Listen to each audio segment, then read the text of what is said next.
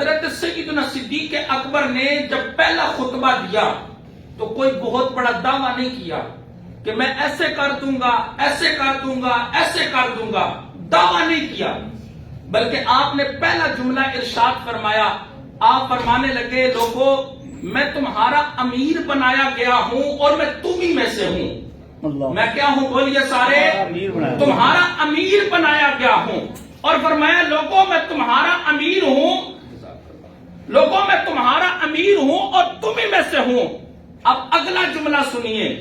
آج اگر حکمران غلط کام کرے اور علماء نکلے تو ان کو ہتھکڑیاں لگتی ہیں، ان پر شر برسائے جاتے ہیں، لیکن حضرت صدیق اکبر فرمانے لگے، لوگوں سنو، میں تمہارا امیر ہوں، جب تک میں سیدھے راستے پر چلتا رہوں تم میری اطاعت کرتے رہنا، جب تک میں اللہ اور اس کے رسول کی فرما برداری کرتا رہوں، فرمایا تم میرے پیچھے چلتے رہنا، لیکن اگر کوئی میں غلط قدم اٹھاؤں تو تم میری اطاعت نہ کرنا، میری فرما برداری نہ کرنا، مجھے پکڑ کر سیدھا کرنا۔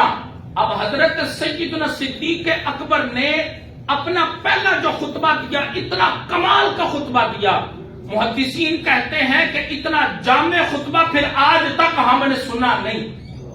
اتنا جامع خطبہ جو حضرت صدیق اکبر نے دیا، محدثین کہتے ہیں پھر اتنا جامع خطبہ آج تک ہم نے سنا نہیں، کہ جب تک میں اللہ اور اس کے رسول کی فرما برداری کرتا رہوں تم میری اطاعت کرتے رہنا، لیکن اگر میں راستے سے ہٹ جاؤں تم پر لازم نہیں کہ تم میری فرما برداری کرو۔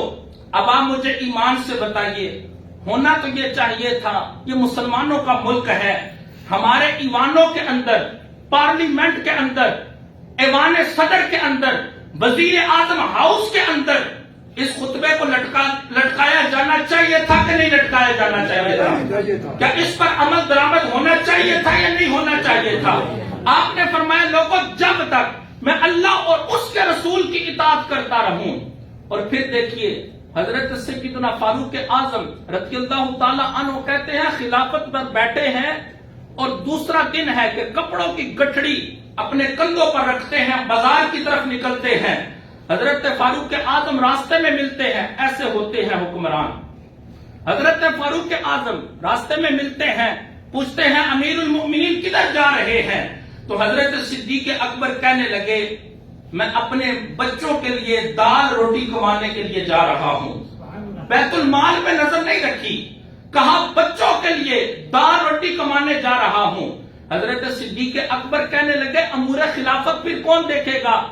آپ نے فرمایا، اے عمر مجھے اس بات کا بھی تو جواب دوں نا کہ اگر میں اپنے ہاتھ سے کام نہیں کروں گا تو میرے بچوں کا پیٹ کیسے پلے گا؟ اگر میں اپنی محنت مزدوری نہیں کروں گا، اپنا کاروبار نہیں کروں گا تو میرے بچوں کا، میرے گھر کا نظام کیسا چلے گا؟ پھر حضرت فاروق اعظم آپ کو پکڑ کر حضرت ابو عبیدہ بن جراح کے پاس لے کر گئے، اور یہ حضرت ابو عبیدہ بن جراح کون تھے؟ جن کو حضور نے اپنی امت کا امین کہا ہے کہ یہ اس امت کے امین ہیں۔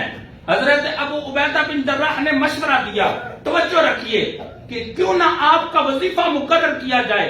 آپ نے فرمایا کر دو۔ پوچھا کتنا وظیفہ ہونا چاہیے؟ توجہ رکھیے، ایسے ہوتے ہیں حکمران۔ حضرت صدیق اکبر نے پوچھا کہ کتنا وظیفہ ہونا چاہیے؟ حضرت صدیق اکبر کہنے لگے، مدینے میں کام کرنے والے ایک مزدور کا جتنا وظیفہ ہے اتنا وظیفہ میرا مقرر کر دو۔ مدینے میں کام کرنے والے ایک مزدور کا جتنا وظیفہ ہے اتنا وظیفہ میرا مقرر کرو۔ حضرت فاروق اعظم کہنے لگے، اے ابو بکر آپ کا گزارا کیسے ہوگا؟ آپ نے فرمایا، اسی لیے تو مزدوروں کے برابر اپنا وظیفہ رکھوا رہا ہوں، اگر میرا گزارا نہ ہوا تو مجھے اس بات کا احساس ہو جائے گا کہ مزدوروں کا بھی گزارا نہیں ہو رہا۔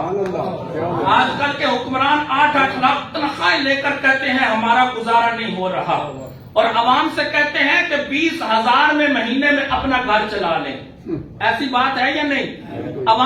عوام کی جو آمدن ہے وہ 20-30 ہزار، اس میں کہتے ہیں اس میں اپنے گھر کا گزر بسر کریں، لیکن اپنی 8-8 لاکھ تنخواہیں، 10-10 لاکھ تنخواہیں، کہتے ہیں ہمارا گزارا نہیں ہوتا اور بڑھانی چاہیے۔ لیکن حضرت صدیق اکبر نے فرمایا، آپ نے فرمایا مدینے میں کام کرنے والے ایک مزدور کا جتنا وظیفہ ہے اس کے برابر میرا وظیفہ رکھو، اگر میرا گزارا نہ ہوا مجھے سمجھ آ جائے